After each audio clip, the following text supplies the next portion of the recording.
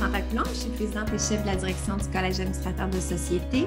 Grand plaisir d'être avec vous aujourd'hui afin de parler de rémunération des membres de conseil d'administration. C'est un sujet, on a beaucoup de questions régulièrement.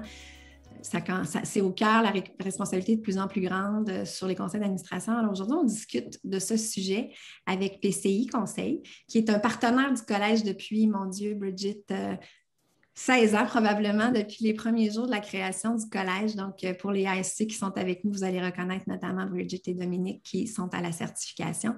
Donc, ils en sont à la 3e édition d'une étude qu'ils font. Vous l'avez reçue certainement pour plusieurs d'entre vous. Ils y avaient possiblement répondu. Alors aujourd'hui, j'ai très hâte de vous entendre nous parler des résultats. Et rapidement, parce qu'on a un programme assez chargé, Dominique, peut-être partager ton écran, ton PowerPoint pour qu'on se mette en mouvement le plus vite possible pour vous entendre. Je vais vous présenter nos 3 intervenants. Donc, Bridget Coury, qui est avec nous, comme je vous le disais, depuis plusieurs années. Bridget a 30 ans d'expérience dans la gestion de la rémunération et des ressources humaines et elle a joint PCI en 2003. Elle dirige la pratique de rémunération des dirigeants ainsi qu'elle travaille en étroite collaboration avec les membres des conseils d'administration et des équipes de direction. Elle fera aujourd'hui équipe avec Evelyne Gaudreault, qui est conseillère chez PCI depuis aussi plusieurs années. Evelyne est impliquée dans des mandats variés et complexes dans la rémunération des dirigeants et des administrateurs de conseils d'administration, bien sûr. Et finalement, pour compléter notre trio, notre premier trio, moi, je suis inspirée par le hockey depuis quelques semaines. J'espère que vous l'êtes aussi. Dominique Girard, qui d'ailleurs commencera sa certification dans quelques semaines, je crois. Donc, plus de 21 ans d'expérience en gestion de la rémunération et des ressources humaines dans de grandes organisations comme Redmond, la Banque nationale notamment. Il a travaillé chez PCI il y a longtemps, a quitté, mais c'est tellement ennuyé qu'il est revenu en 2018 et il travaille principalement dans la rémunération des membres de la direction et des conseils d'administration. Alors, aujourd'hui, plan de match, on va discuter d'abord et avant tout des enjeux de la rémunération, des organisations privées versus les sociétés cotées en bourse, des facteurs d'influence, comment ça évolue. On aura ensuite la présentation des résultats de l'enquête 3e édition qui a été faite et on parlera des pratiques où on en est aujourd'hui en 2021, de la rémunération spécifiquement ensuite des membres du CA, président et administrateur principal, comité et comité aviseur. On discutera des tendances. Est-ce que ça évolue rapidement, cette réalité? Et on aura bien sûr une période de questions. Dans la section au bas de votre écran, vous avez le petit bouton « Converser ». Donc, vous n'hésitez pas à soumettre vos questions, commentaires et on va tenter bien sûr d'y répondre le plus rapidement possible. On va être ensemble pour un grand maximum de 45 minutes. Donc, dans le fond, on va regarder aujourd'hui les pratiques pour la rémunération pour les organisations privées qui sont quand même différentes des organisations qui sont cotées en bourse.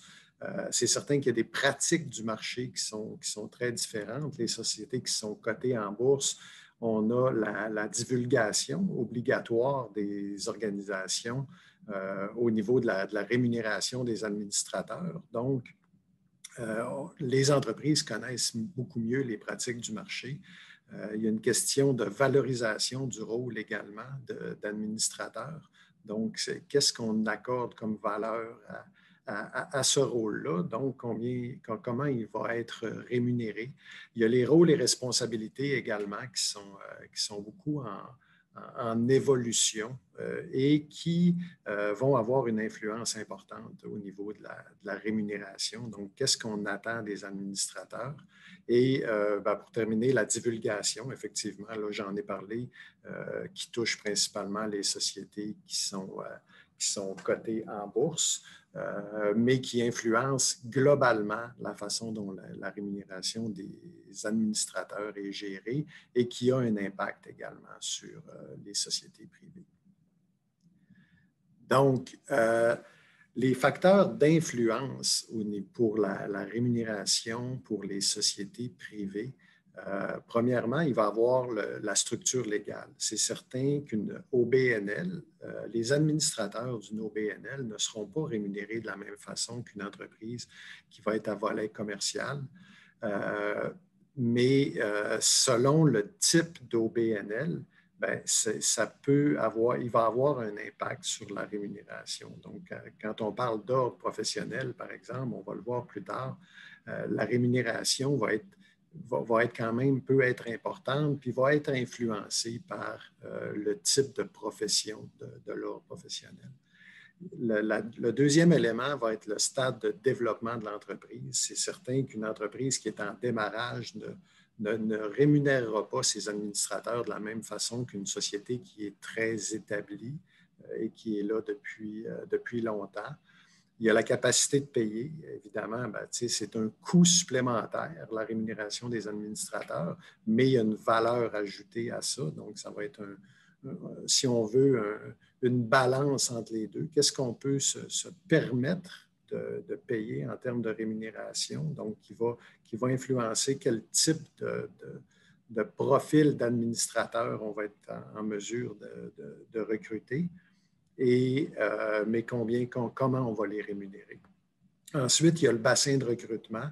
Évidemment, la majorité des sociétés privées qui font partie de l'étude ont des administrateurs qui sont au Québec ou au Canada, mais il y en a certains également qui vont recruter aux États-Unis, où les pratiques peuvent être différentes du Canada.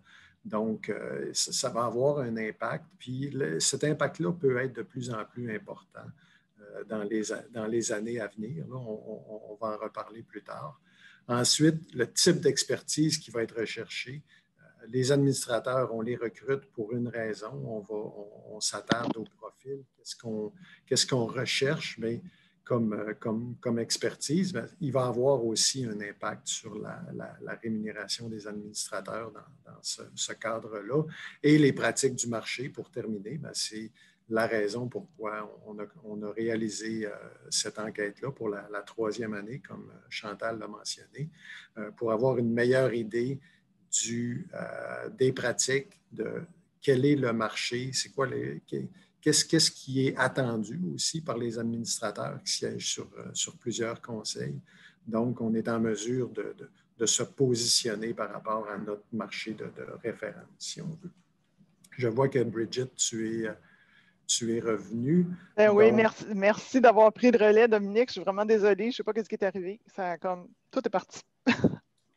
Les plaisirs du en direct. Donc, comme le mentionnait Dominique, peu de données de marché sont disponibles, contrairement aux sociétés publiques qui sont soumises à des règles de divulgation. Donc, afin de recenser les pratiques par taille d'entreprise et de fournir des données crédibles et de qualité, PCI a réalisé cette année la 3e édition de son enquête sur la rémunération des CA de sociétés privées. Nous avons plus de 180 organisations participantes provenant de secteurs d'activité variés et nous souhaitons remercier Desjardins Capital, Fonds d'Action et le Fonds de solidarité FTQ pour leur partenariat dans la sollicitation de cette enquête. Nous vous présenterons dans les prochaines diapositives les faits saillants concernant la rémunération des conseils d'administration de sociétés privées à vocation commerciale plus particulièrement. Donc, la rémunération des membres du CA, du président du CA, des comités du CA, également des comités consultatifs ou aviseurs. Et finalement, nous discuterons là, des tendances en lien avec les conseils d'administration. En ce qui a trait à la rémunération des membres du CA, d'abord, on observe que parmi les membres du CA des entreprises participantes, la grande majorité verse une rémunération en espèces seulement. Celle-ci peut prendre la forme d'un honoraire annuel et ou de jetons de présence. Nous avons 11% des participants qui versent une combinaison de rémunération en espèces et d'intéressement à long terme, soit à base d'actions fictives ou à base d'actions, puis 3% qui versent uniquement des régimes d'intéressement à long terme. Il y a très peu d'entreprises qui ne rémunèrent pas les membres du CA. Il s'agit souvent d'entreprises à but social. Effectivement. Je vais m'attarder peut-être un peu quand on parle de régimes d'intéressement à long terme qui sont offerts aux administrateurs externes. C'est certain que c'est plus intéressant pour les entreprises qui Pour les administrateurs des entreprises qui sont soit en démarrage ou en très forte croissance, parce que la valeur potentielle de l'intéressement à long terme va être plus importante. Mais il ne reste pas moins qu'il y a plusieurs organisations qui sont dans des secteurs plus traditionnels, des secteurs manufacturiers, qui utilisent aussi les options d'achat d'actions. Et c'est une façon de motiver les administrateurs, de s'assurer d'aligner leurs intérêts avec les intérêts de l'organisation. L'utilisation de l'intéressement à long terme est plus fréquente pour les organisations qui sont détenues en partie par des fonds d'investissement, parce que c'est plus dans la culture de ces fonds-là d'utiliser l'intéressement à long terme pour les dirigeants, donc également pour les administrateurs. Au niveau des entreprises privées, quand on parle d'intéressement à long terme, on parle d'options d'achat d'actions. Et un des enjeux qu'on retrouve souvent, c'est l'évaluation de la valeur des options d'achat d'actions. C'est moins courant dans les sociétés privées que dans les sociétés qui sont cotées en bourse. Donc, les gens ont plus de difficultés à établir une valeur et de savoir exactement qu'est-ce que ça représente. Mais on sait qu'il y a une valeur certaine et que dans certains cas, ça peut être extrêmement intéressant. Donc, il va y avoir un travail à faire aussi de communication quand les administrateurs vont être admissibles à des options d'achat d'actions pour s'assurer qu'ils comprennent bien la valeur de ça, en plus de leur valeur, souvent de leur rémunération qui va contenir, là, comme Evelyne parlait, un honoraire annuel et puis des jetons de présence. Effectivement. En ce qui a trait justement aux composantes de rémunération en espèces, on constate que la majorité des sociétés de toute taille offrent la combinaison d'un honoraire annuel et de jetons de présence qu'on observe en bleu pâle dans les graphiques ici présents. Très peu de sociétés de plus de 50 millions versent uniquement des jetons de présence. L'honoraire annuel tout inclus, là, présenté dans les barres bleues foncées, est plus fréquent dans les sociétés de 50 millions que dans les plus petites sociétés. Tout à fait. Dans le fond, l'honoraire va servir principalement à reconnaître la charge de travail et qui est en dehors des réunions habituelles du conseil et aussi à attirer des candidats qui vont être compétents et qu'on veut aller chercher. Tandis que pour les jetons de présence, bien, on va reconnaître la préparation qui est nécessaire aux rencontres du conseil et le fait d'assister également à ces rencontres-là. Ce qu'on observe, c'est une tendance pour les organisations d'avoir seulement un honoraire annuel. Donc, qui va tenir compte d'un certain nombre de rencontres annuelles, mais où on va éliminer la notion de jeton de présence. Donc, on s'attend à ce que les administrateurs assistent aux rencontres, mais on va les rémunérer uniquement avec un honoraire annuel qui va être plus important que si on avait également des jetons de présence, mais qui va être un tout compris, si on veut. Cette tendance-là est surtout présente dans les organisations qui sont plus grandes, là, donc plus que 50 millions et même peut-être plus que 100 millions.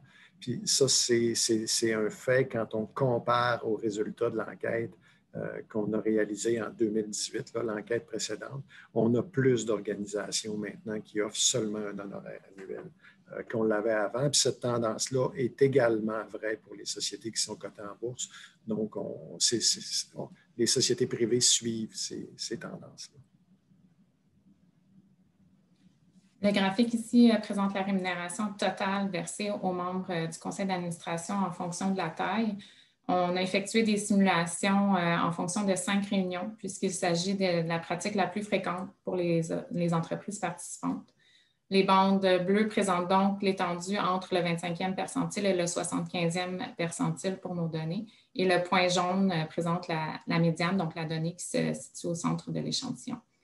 La rémunération des membres varie entre 8 000 et 20 000 à la médiane pour les sociétés de moins de 250 millions et représente plus de 30 000 pour les entreprises de plus de 250 millions.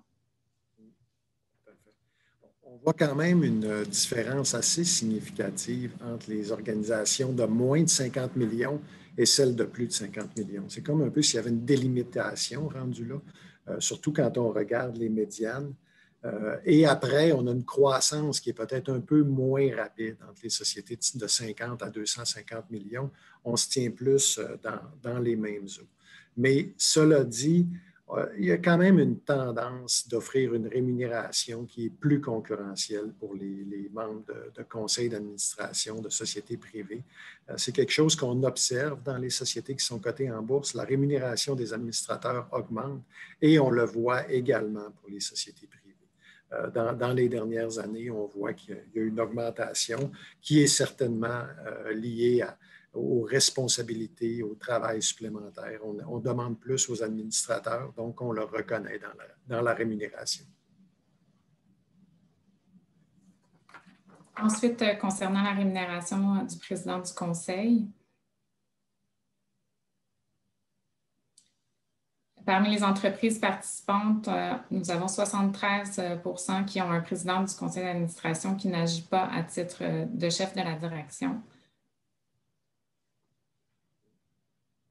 Le président du conseil est vraiment est probablement le rôle le plus difficile à évaluer en termes de rémunération que pour les membres du conseil. Parce que, premièrement, on a moins de données. Comme on voit à l'écran, il y a quand même plusieurs organisations pour qui le président du conseil est aussi le PDG, donc souvent un des actionnaires importants. Et la rémunération va beaucoup varier selon le rôle du président du conseil et le mandat qu'on a pour lui, et également le profil du titulaire. Donc, quand on va chercher un président du conseil de l'extérieur, il va y avoir plusieurs facteurs qui vont entrer en ligne de compte dans l'établissement de la rémunération. Il y a également beaucoup le temps qui va être consacré à l'entreprise. Donc, ça varie beaucoup d'une entreprise à l'autre. Donc, quand on évalue la valeur de la rémunération qui est concurrentielle et qui est en ligne avec le marché pour un président du conseil, on a plusieurs éléments à tenir en compte là, pour être équitable là, pour l'entreprise et pour le titulaire. Mais certainement, dans la très grande majorité des cas, la rémunération est significativement plus élevée que pour les membres du conseil, ce qui reflète le rôle beaucoup plus important au niveau opérationnel puis gouvernance. Donc, parmi les présidents de conseil touchant une rémunération, on constate que seules les entreprises de moins de 25 millions offrent uniquement un RILT à certains des présidents. La majorité des entreprises offrent encore une fois une combinaison d'un honoraire annuel et de jetons de présence, comme c'était le cas pour les membres. Et les sociétés de 50 millions et plus ont tendance à offrir un honoraire tout inclus. Donc, effectivement, il est beaucoup plus fréquent pour le président du conseil de recevoir uniquement un honoraire annuel que ça l'est pour les membres du conseil. Puis la raison pour ça, c'est comme on a parlé au début, l'honoraire annuel vise à reconnaître les responsabilités à l'extérieur des réunions et les responsabilités du président du conseil sont beaucoup plus importantes à l'extérieur des réunions que les autres membres. Donc, les organisations ont tendance à établir une rémunération fixe annuelle, un honoraire pour le président du conseil. Et c'est beaucoup moins pertinent après ça d'avoir des jetons de présence pour chacune des réunions parce qu'on s'est entendu là, sur une rémunération plus importante. Donc, la rémunération totale en espèces des présidents de conseil d'administration varie entre 13 000 et 50 000 à la médiane des 5 échantillons de revenus que nous avons. On constate peu de variations entre les mieux rémunérés et les moins bien rémunérés au sein des 4 premiers échantillons. La variation est plus importante, encore une fois, pour les entreprises de plus de 250 millions, puisqu'il s'agit d'un échantillon de revenus plus large.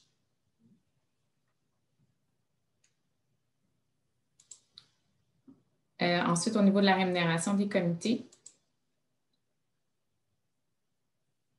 Typiquement, les membres de comité reçoivent des jetons de présence pour les réunions des comités qui sont comparables aux jetons de présence des réunions du conseil. Les présidents de comité, eux, reçoivent typiquement une rémunération légèrement plus élevée que les membres. Cette rémunération additionnelle peut prendre la forme soit d'un honoraire ou de jetons de présence plus élevés que ceux des membres.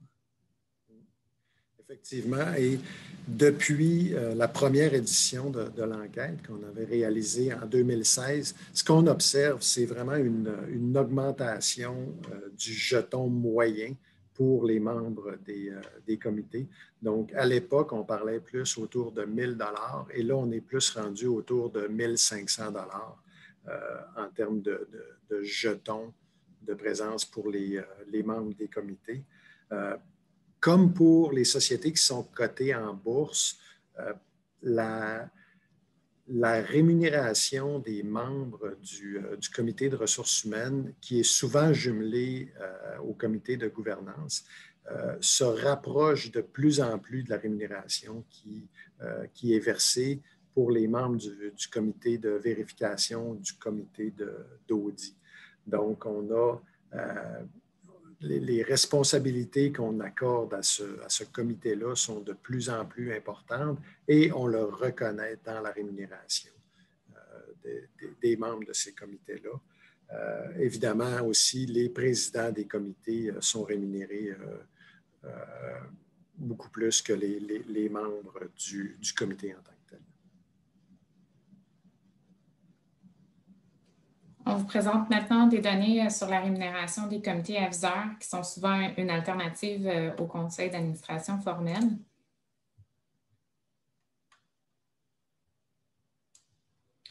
Typiquement, les membres de comités aviseurs vont être rémunérés soit à taux horaire ou à forfait. On a constaté parmi les participants que le jeton médian était de 1 250 $ et donc la rémunération totale pour des comités aviseurs est souvent plus basse que pour les conseils d'administration. Tout à fait. La rémunération est plus basse, mais ce qu'on voit, c'est que le jeton de présence en tant que tel est quand même assez près de ce qui est payé pour un comité, un conseil d'administration, pardon.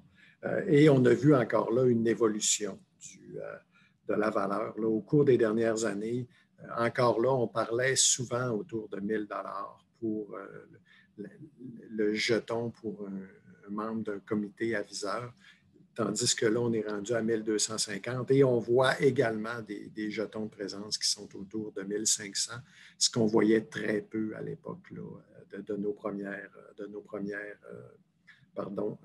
enquêtes. Et puis, le comité aviseur pour les organisations privées sont souvent une première étape qui va aider l'entreprise à se professionnaliser. Donc, la rémunération qu'on verse aux membres du comité aviseur peuvent être comparées à des honoraires de consultation.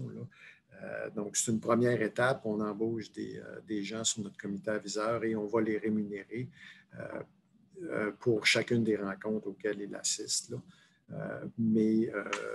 Donc, ça revient à ça autour de 1 250, 1 500 par rencontre.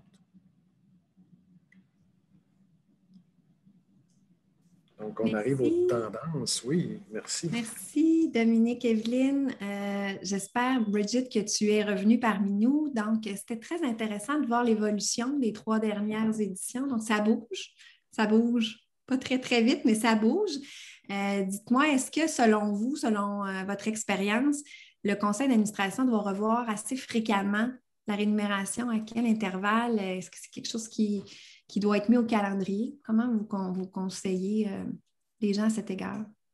Bon, en fait, Chantal, la rémunération des administrateurs n'est généralement pas un élément qui est revu là, très fréquemment par les sociétés privées, à moins qu'il y ait un événement important qui change la dynamique de l'organisation, une acquisition, une croissance, la pénétration d'un nouveau marché, etc., etc. Donc, comme tu disais, les pratiques évoluent, mais somme toute assez lentement, à moins d'un événement important. Et souvent, c'est lié à la venue d'un nouvel investisseur dans l'organisation qui va injecter des fonds, qui va exiger là, une gouvernance un petit peu plus rigoureuse et qui va peut-être demander là, aussi d'ajouter des membres indépendants au conseil. Alors, tous ces événements-là font un effet sur les pratiques de rémunération des membres. Donc, le besoin de recruter des administrateurs compétents et engagés dans le succès de la société nécessite une rémunération évidemment concurrentielle et, comme je disais tout à l'heure, adaptée au contexte d'affaires. Alors, si on s'en va si on est en train de faire des acquisitions ou on s'en va dans des nouveaux marchés, l'entreprise commence à être un petit peu plus, prend un petit peu plus de risques. Alors, il faut y aller en fonction de sa taille et de son développement.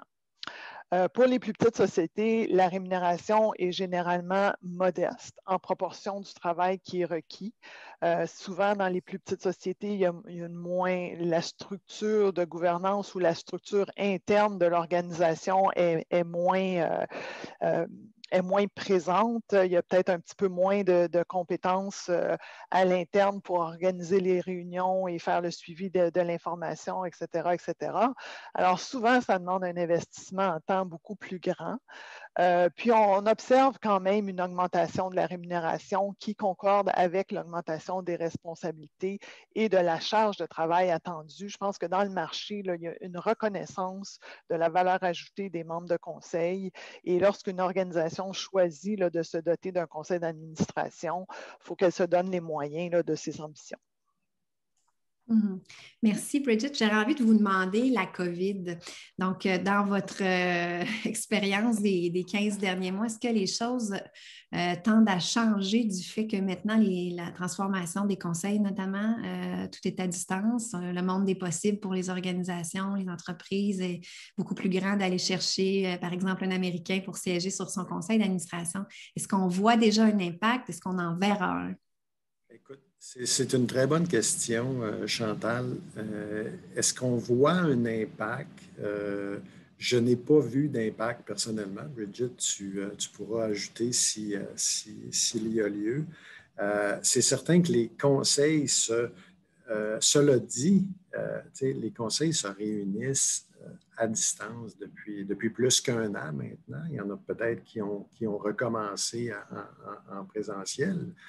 Mais par le passé, une organisation qui était située, par exemple, à Montréal ou à Québec, c'était beaucoup plus difficile d'avoir des administrateurs qui sont très loin. Pas difficile, mais tant que plus d'organisation, plus de voyages, plus de difficultés à planifier les rencontres. Donc, maintenant, avec les rencontres à distance, est-ce que ça risque de faire évoluer les pratiques? Par exemple, une entreprise qui veut développer le marché américain, qui veut s'implanter soit des ventes, des opérations, qui veut aller chercher des spécialistes, des experts qui sont aux États-Unis. Il y a toujours la langue qui peut être un frein parce que là, il faut qu'on travaille en anglais, mais à tout le moins, ça peut être très intéressant pour les organisations et beaucoup plus facile à faire. Est-ce que ça peut avoir un impact sur la rémunération? Potentiellement, parce qu'on a parlé de l'impact du marché américain sur le Canada. Donc, ça peut faire évoluer. Et dans le même ordre d'idées, on a parlé d'une tendance à avoir un honoraire annuel uniquement versus un honoraire et plus des jetons de présence. Donc, si les gens n'ont plus besoin ou beaucoup moins besoin peut-être de se déplacer pour assister aux rencontres, est-ce que le jeton va devenir un peu moins pertinent? Le jeton de présence pour les rencontres est un peu obsolète et ça pourrait potentiellement accélérer la tendance et que les entreprises migrent vers une rémunération où c'est un honoraire annuel uniquement, puis qu'on laisse tomber les jetons de présence. Donc, il y a ces deux éléments-là qui vont être à surveiller, là. Donc, le bassin de recrutement pour les administrateurs. Ce qu'on voit déjà pour les employés et les dirigeants, On parle régulièrement des entreprises en TI qui nous disent que leurs employés se font recruter par des organisations américaines. Pourquoi? À cause de la délocalisation. Tu n'as plus besoin d'avoir quelqu'un qui est près du siège social. Les organisations permettent aux employés, dans certains cas, de travailler de l'extérieur. Donc, ça devrait se refléter au niveau des administrateurs. Déjà que la présence tout près du siège social est beaucoup moins requise pour un administrateur. Donc, ça va être intéressant d'ouvrir le bassin potentiellement de recrutement puis de voir l'impact sur la rémunération. Effectivement, Dominique, si tu me permets, là, je pense qu'au début de la pandémie, là, les administrateurs se sont fait un peu bouleverser, comme nous tous, là, à adopter la technologie plus rapidement que ce qui était prévu pour tenir leur réunion au calendrier régulier. Au début, c'était difficile. Si vous vous souvenez, c'était un peu cacophonique, les discussions, on ne savait pas comment intervenir et tout. Là, maintenant, la main levée, tout le monde a pris l'habitude. Puis je pense qu'on est rendu assez confortable dans cette habitude-là. Est-ce qu'on va retourner en présentiel rapidement? Les questions commencent à se poser, honnêtement. Je pense qu'on a tous été un peu pris de court. Là, on était tellement habitués des reports, des confinements, des déconfinements et tout ça. Là, maintenant que la vaccination quand même va bon train au Québec, comme les entreprises commencent à penser quelles vont être leurs lignes directrices en matière de retour au travail pour l'ensemble des employés, les conseils d'administration maintenant commencent à se poser la question. Alors, je pense qu'ils ne se sentent pas une très grande pression.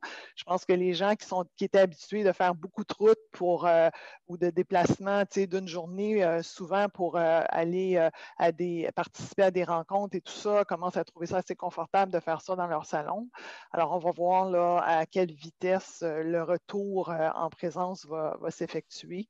Puis, je suis d'accord avec toi, Dominique, que la solution de l'honoraire tout inclus là, se prête beaucoup mieux, je pense, à ce qu'on vit actuellement, puis ce qui risque de se passer là, dans les prochains mois et prochaines années. Merci à vous deux. Une autre question par rapport à, les choses se sont accélérées, les facteurs ESG ont pris du galon encore plus rapidement dans les derniers mois. Dans les sociétés cotées, c'est utilisé comme facteur pour définir la rémunération, surtout des dirigeants. Est-ce que vous pensez que c'est quelque chose qui va devenir aussi applicable à la rémunération des membres de conseil d'administration éventuellement? Écoute, Chantal, c'est une question intéressante. J'en ai pas entendu discuter ou fait mention actuellement. Jusqu'à maintenant, la rémunération des membres de conseil, elle est généralement pas liée à une forme de critères de bonification autre que par le biais de l'intéressement à long terme où là, il y a un lien entre la valeur que peut prendre l'entreprise et la rémunération qui pourrait être gagnée par les membres de conseil d'administration.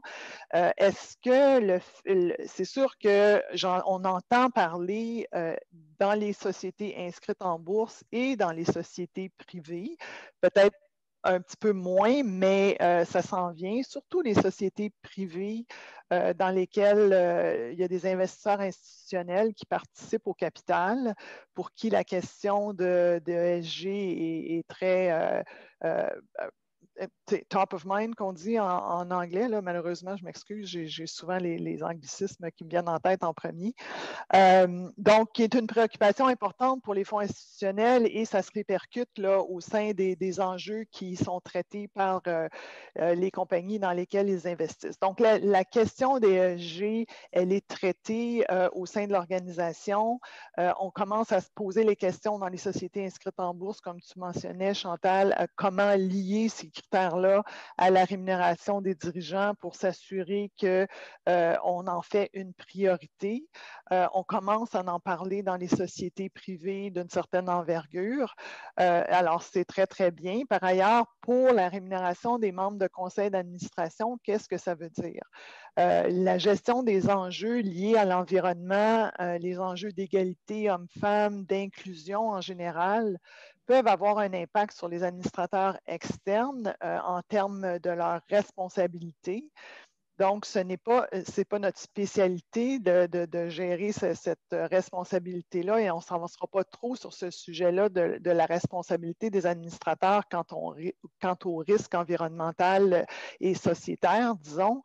Mais par contre, ce qu'on peut dire, c'est que l'impact potentiel sur la responsabilité des administrateurs et les risques de réputation que pourraient conduire les sociétés à devoir augmenter la rémunération des administrateurs en raison des responsabilités liées aux critères ESG, particulièrement si l'entreprise œuvre dans un secteur qui est considéré plus à risque ou qui peut être très médiatisé, par exemple. Donc, je pense que c'est ce qu'on entend actuellement, une préoccupation quant au risque, ce qui n'est pas mauvais dans le fond. Ça fait en sorte que les membres de conseil portent une attention particulière et s'intéressent à tout ce que l'entreprise met en œuvre pour gérer ces risques-là. Est-ce que ça va avoir un impact éventuellement? Moi, je pense que oui. Encore là, c'est la vitesse qu'on ne connaît pas, à quel rythme les sociétés vont adopter ces nouvelles pratiques-là en lien avec l'ESG. Ça reste à voir. Merci Brigitte. Peut-être on peut, Dominique, aller à la période de questions. On en a quand même plusieurs qui sont entrées. On a encore du temps un peu devant nous. Premièrement, j'aurais envie de vous demander, il y en a une question. Est-ce que vous avez observé, je ne me rappelle pas si c'était posé dans l'enquête, mais une corrélation entre la valeur de la rémunération et la performance des administrateurs? Est-ce que plus on paye, plus ils sont performants dans les faits ou c'est pas tout à fait exact? En fait, on ne l'a pas demandé. Est-ce qu'ils sont plus performants? C'est difficile à dire. Définitivement, il y a beaucoup d'études qui démontrent qu'il un lien assez fort entre la rémunération qu'on offre et le bassin de candidats qu'on peut attirer ou la qualité des candidats qu'on peut attirer. Alors ça, il y a beaucoup d'études qui démontrent ça, d'études de rémunération ou sociétaires qui montrent que si tu as une rémunération qui dépasse la médiane, par exemple, ou qui se situe plus au troisième quartile, ça va avoir une tendance à attirer les meilleures candidatures et aussi s'il y a des conditions qui sont particulièrement difficiles, on est capable de remédier à ces conditions-là en ayant une rémunération un petit peu plus élevée. Donc, s'il y a des enjeux réputationnels liés à une entreprise, s'il y a des risques qui sont plus importants liés à un secteur d'activité ou à un autre, ça fait en sorte que les pratiques de rémunération sont plus élevées. Mais on n'a pas vu de lien de cause à effet direct entre la performance et le niveau de rémunération, autre que je pense qu'il y a une question de fierté et de satisfaction ou d'accomplissement de soi, de remplir son devoir au meilleur de sa connaissance. Puis je pense que la majorité des membres de conseils d'administration qui siègent sur des conseils ont tout à cœur, en fait, la pérennité puis le succès des organisations qu'ils servent. Et c'est ce qui devrait les motiver.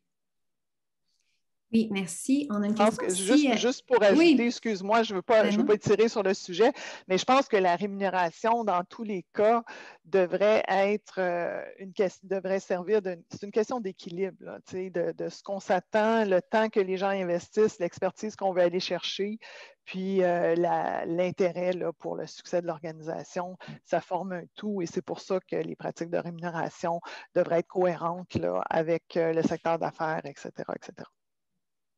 Merci. Il y a plusieurs éléments à prendre en compte. Est-ce que vous avez vu ou vous voyez des écarts entre la rémunération des hommes et des femmes? Question que nous recevons de Diane Martin sur les conseils. Ce n'est pas quelque chose que vous observez? Je dirais non, ce n'est pas quelque chose qu'on observe parce que la rémunération va être fixée pour l'organisation. Donc, évidemment, souvent, les administrateurs vont recevoir la même rémunération. Est-ce que certains secteurs où il y a typiquement plus de femmes pourraient être moins rémunérées? Ça, on n'a pas fait cette étude-là. Ça serait l'écart qu'on pourrait voir, de dire s'il y a un secteur ou des types d'entreprises où il y a plus de femmes qui sont sur les conseils d'administration. mais on n'a pas de données là-dessus comme tel. Ça serait décevant quand même, là, mais on peut, on ne le souhaite pas à tout le moins. Dans le fond, le seul poste qui se démarque au sein du conseil, c'est celui qui est plus visible, c'est le poste du président du conseil d'administration. Comme a mentionné Dominique durant la présentation, là, c'est le poste qui est le plus difficile à évaluer. Parce que les attentes pour un président du conseil sont somme toute un peu différentes de ce à quoi s'attend pour les membres du conseil en termes d'organisation, planification des réunions, faire les suivis entre les membres de la direction et à même les membres du conseil. Donc, ça pourrait être un poste où on pourrait à la limite faire une étude des membres de conseil, des présidents de conseil féminins ou masculins, là, mais il y a tellement d'autres facteurs, comme le mentionne Dominique, qui peuvent rentrer en ligne de compte que est-ce qu'on pourrait tirer une conclusion que c'est exclusivement dû aux facteurs féminin-masculin, mais on ne l'a pas observé là, définitivement.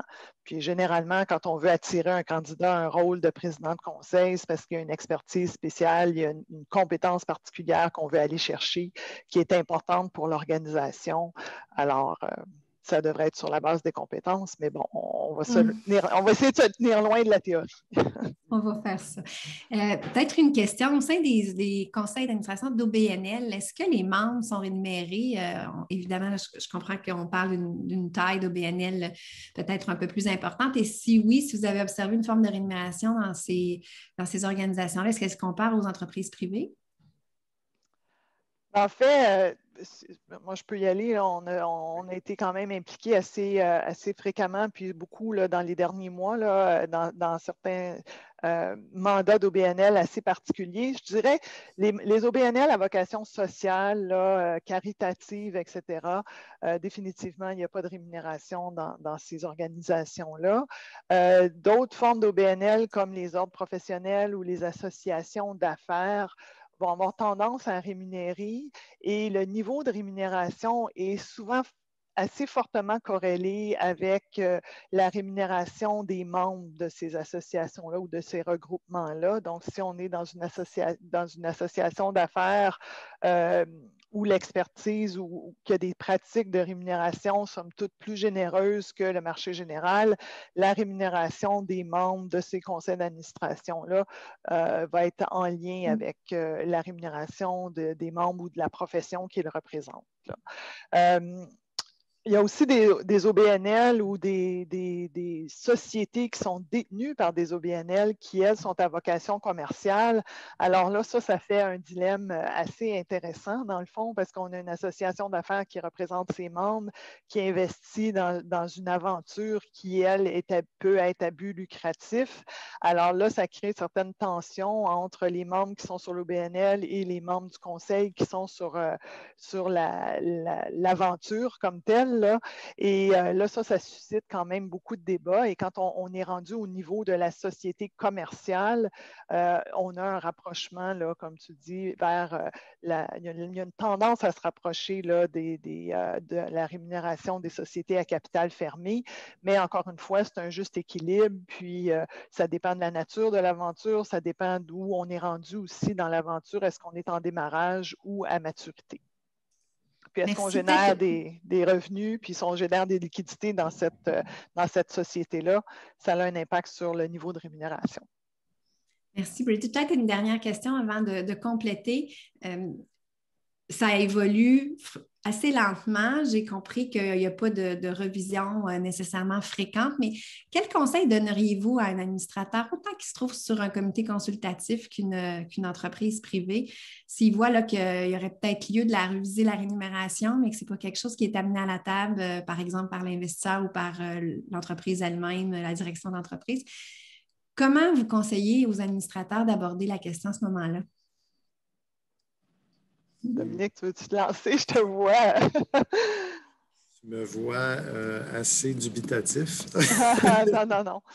Ben, écoute, je pense que la première chose à faire, c'est d'en parler au sein du conseil d'administration. Je pense que c'est la transparence a toujours meilleur goût. Là, si on veut prendre une expression qui a été à la mode pendant un certain temps, d'en discuter, de demander en groupe ce que les gens pensent. Je pense que d'essayer de faire du radio-corridor, comme moi j'appelle, c'est jamais très, très gagnant-gagnant. Et à ce moment-là, s'il y a un consensus d'aller chercher évidemment de l'expertise externe, on ne dira pas non. Mais je pense que ce qui est important, c'est de trouver des sociétés qui sont comparables, que ce soit des sociétés inscrites en bourse ou des sociétés à capital fermé, idéalement dans le même secteur d'activité. Il faut toujours prendre en considération la taille, la complexité des opérations de l'entreprise. Même si on est sur le conseil d'administration, la complexité des opérations prend de l'importance dans les pratiques de rémunération. Puis de se faire accompagner pour avoir une perspective objective, indépendante, et puis de s'assurer que tous les intervenants peuvent avoir leur mot à dire aussi dans la suggestion qui pourrait être construite là, ou la solution qui pourrait être amenée éventuellement. Merci. C'est dans l'intérêt de l'organisation aussi de s'assurer que la rémunération est concurrentielle. Quand on ne reverra pas la rémunération quand on perd un administrateur ou quand.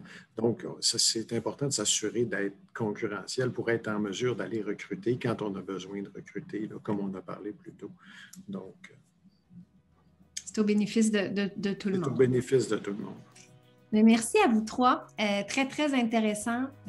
Appris beaucoup de choses sur l'évolution. Merci d'avoir réalisé cette 3e édition de l'enquête. Donc, ce sera un rendez-vous, j'imagine, en 2023 pour une 4e édition sans doute.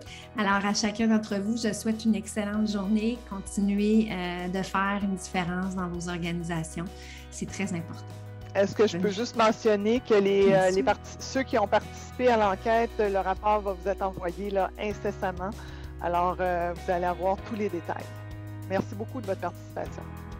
Merci à tous. Et merci à toi, Chantal. Merci. Ça me fait très plaisir. Bonne journée.